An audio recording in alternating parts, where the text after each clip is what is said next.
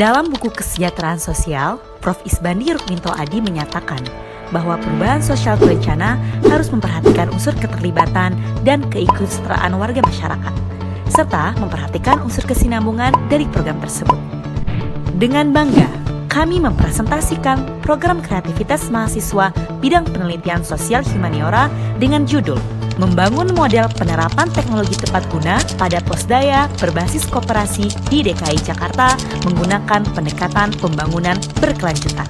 Perkenalkan, kami dari Multidisiplin Ilmu Fakultas Ilmu Sosial dan Ilmu Politik yang diketuai oleh Ajeng Dinantika dari jurusan Ilmu Kesejahteraan Sosial, Dea Novia dari jurusan Ilmu Kesejahteraan Sosial, Vina Leonita dari jurusan Ilmu Politik, serta pembimbing kami yaitu Dr. Sari Fisyawati Mashdum Sos MSI. Memajukan kesejahteraan umum adalah cita-cita perjuangan bangsa Indonesia. Menimbang perwujudan kesejahteraan, terinisiasi lembaga pemberdayaan bernama Pos Pemberdayaan Keluarga atau Posdaya Berbasis Koperasi yang digagas oleh Yayasan Damandiri. Posdaya Berbasis Koperasi merupakan pusat pengembangan swadaya masyarakat di tingkat akar rumput baik di desa maupun di perkotaan. Hingga saat ini, Provinsi DKI Jakarta menjadi salah satu provinsi yang merespon baik program Posdaya Berbasis Koperasi. Sudah terbentuk 40 posdaya aktif di DKI Jakarta. Penelitian mengenai posdaya cukup beraneka ragam, baik mengkaji tentang posdaya sebagai media pemberdayaan, peran posdaya dalam meningkatkan kualitas hidup masyarakat, hingga peran dalam menangani ketahanan pangan. Namun, dalam penelitian sebelumnya yang ditulis oleh Rahayu 2020, mendapatkan temuan terdapat beberapa kendala dalam proses pelaksanaan pemberdayaan masyarakat yang dilakukan oleh posdaya. Salah satunya adalah kendala akibat kebiasaan atau habit, seperti kebiasaan pengurus yang masih melakukan pengelolaan data secara manual.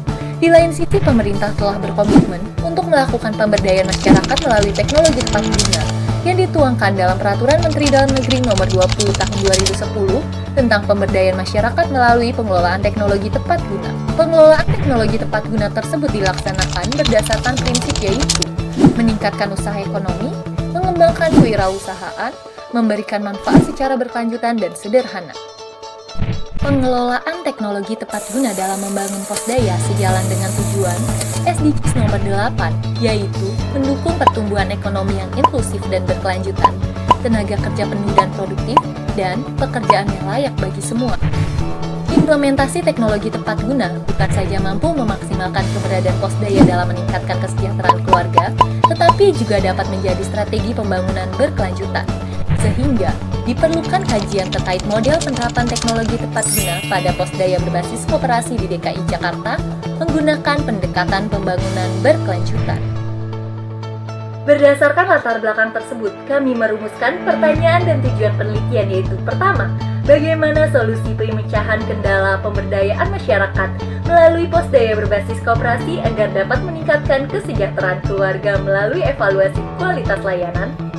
Kedua, bagaimana wujud penerapan teknologi tepat guna dalam pemberdayaan masyarakat melalui posdaya berbasis koperasi di Provinsi DKI Jakarta.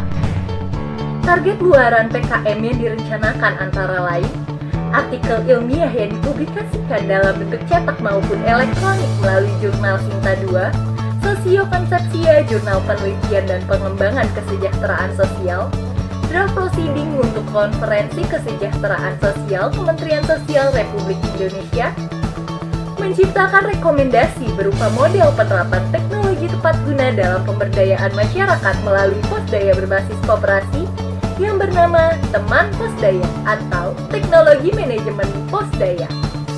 Naratif review yang dapat menjadi bahan referensi akademis dan bacaan masyarakat mengenai pemberdayaan masyarakat melalui posdaya berbasis koperasi dalam meningkatkan kesejahteraan, serta policy brief sebagai dokumen kebijakan dalam memberikan alternatif kebijakan terkait posdaya.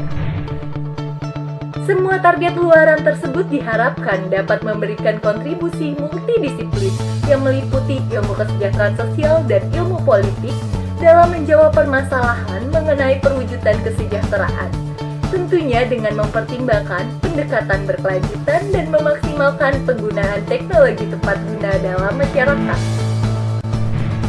Selanjutnya, kami akan menjelaskan mengenai konsep yang kami gunakan dalam melakukan penelitian ini. Pertama, kami kami menggunakan konsep kesejahteraan sosial dan kesejahteraan keluarga. Menurut Berkeley, konsep kesejahteraan sosial dan kesejahteraan keluarga adalah a condition or set of human well-being. Kondisi sejahtera terjadi apabila kehidupan manusia aman dan bahagia karena kebutuhan dasar dapat terpenuhi, serta manusia memperoleh perlindungan dari risiko-risiko yang mengancam kehidupannya. Selanjutnya, konsep kedua ialah teknologi tepat guna.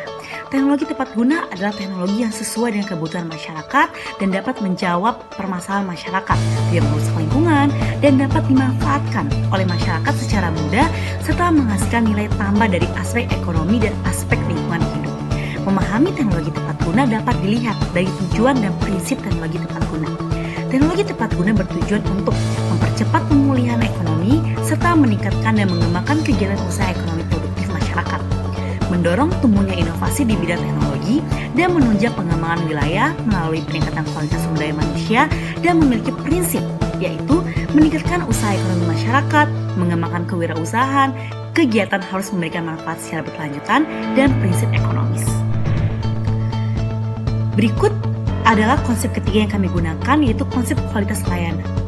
Konsep kualitas layanan yang kami gunakan menetapkan dimensi kualitas pelayanan dalam ServQual yang meliputi tangible, reliability, responsiveness, dan assurance, serta empathy.